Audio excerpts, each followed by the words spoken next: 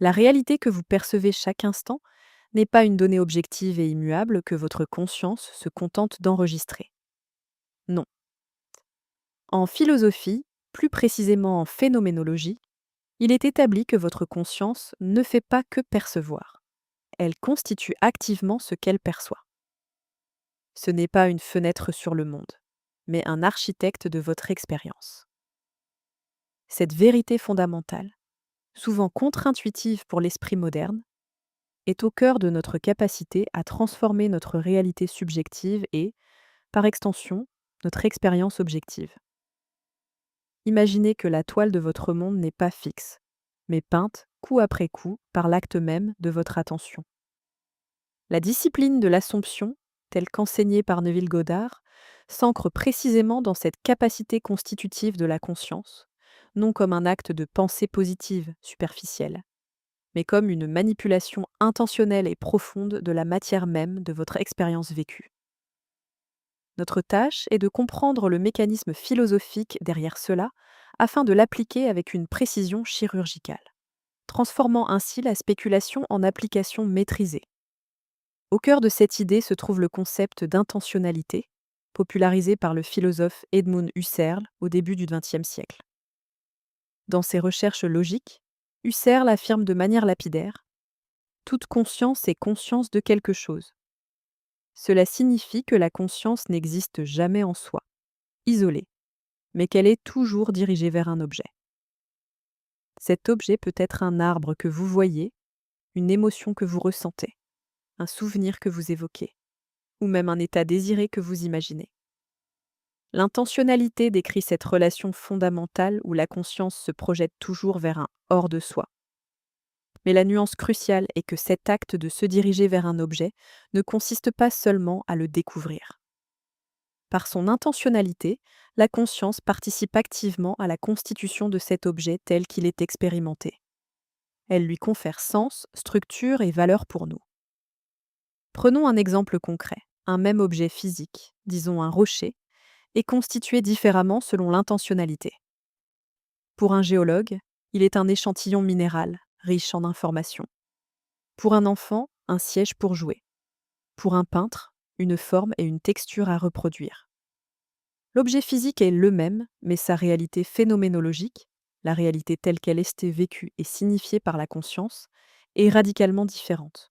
C'est le principe de l'horizon phénoménologique, l'ensemble des significations et des possibilités que la conscience projette sur son environnement. Cette constitution n'est pas une illusion, c'est la manière dont le monde nous apparaît réellement au niveau subjectif.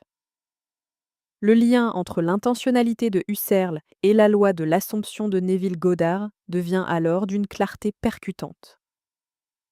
Assumer un état désiré, c'est précisément diriger notre conscience avec une intentionnalité si forte et si saturée qu'elle commence à constituer cet état comme notre réalité subjective présente.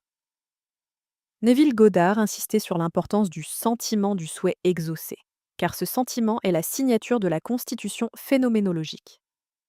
Lorsque vous vous immergez dans l'imagination d'un état désiré au point de le ressentir comme vrai et naturel, votre conscience ne perçoit plus cet état comme une simple fantaisie future, mais comme une réalité actuelle, au même titre qu'elle perçoit l'ipachak, la chaise sur laquelle vous êtes assis. La différence, c'est que l'objet de votre intentionnalité est ici interne, issu de votre imagination créatrice, plutôt qu'externe. Cet acte n'est pas une simple pensée positive.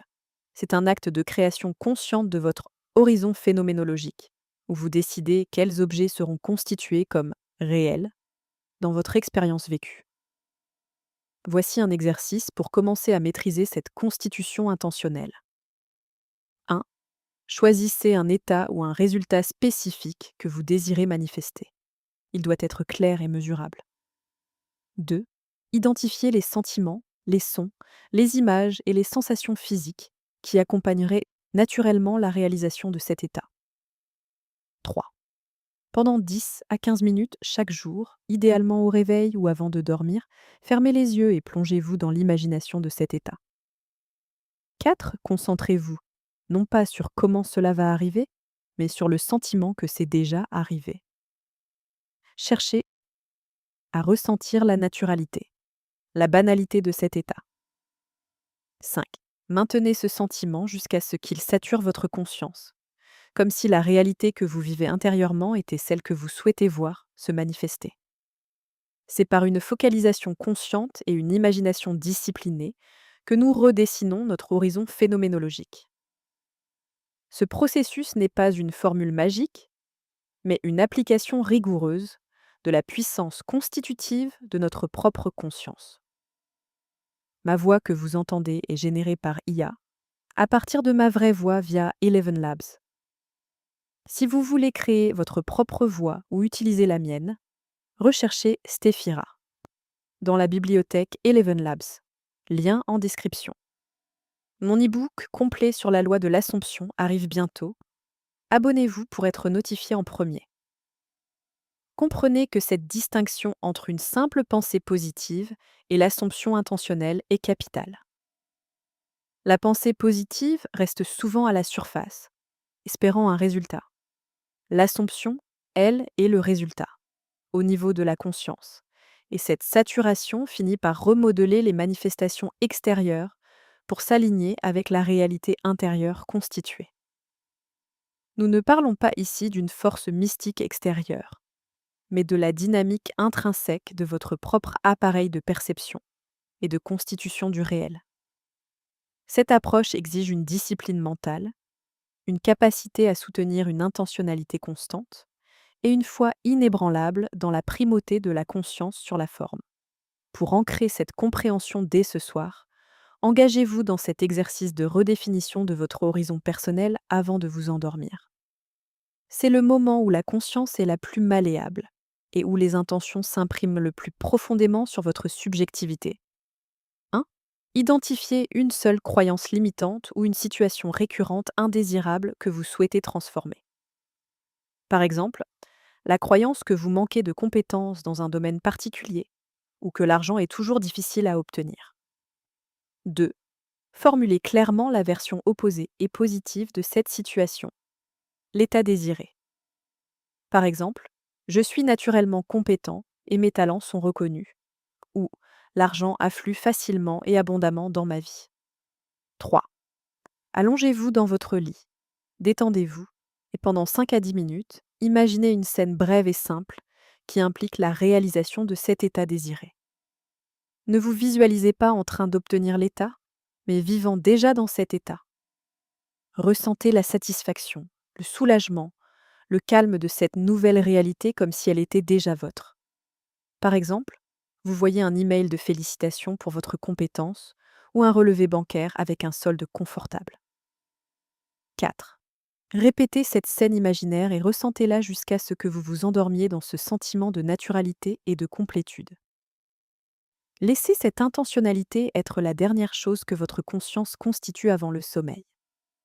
Considérez si chaque conscience est une conscience de quelque chose et si nous avons le pouvoir de choisir ce quelque chose avec une telle précision, quelle est la limite de ce que notre réalité peut devenir ?